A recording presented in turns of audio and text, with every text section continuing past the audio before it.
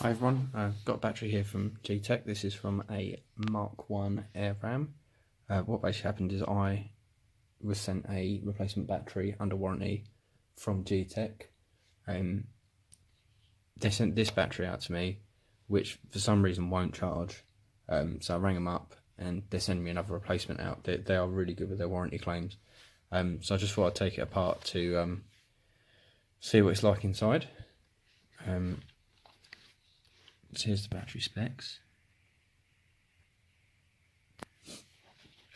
So I've taken these screws off. So it has 6 T10 torque screws around there. This panel just pops off. So that would be where your charger goes. I'm not too sure what that's for actually, this bit here. And over here we've got the batteries. So I'm just going to pull it apart a little bit more because I need to take off this screw here. And then we'll come back.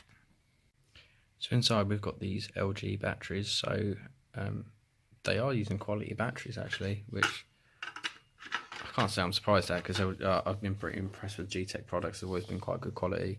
We've got 4 vacuum cleaners in the house by them, so I should explain that.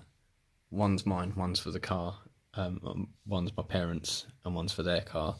I sort of bought it in advance of moving out, but yeah, they're not covered in crap, so they're pretty clean batteries, and it's 2100 mAh ones, and I'm going to test these and see why it's broken, and hopefully use these batteries in another project.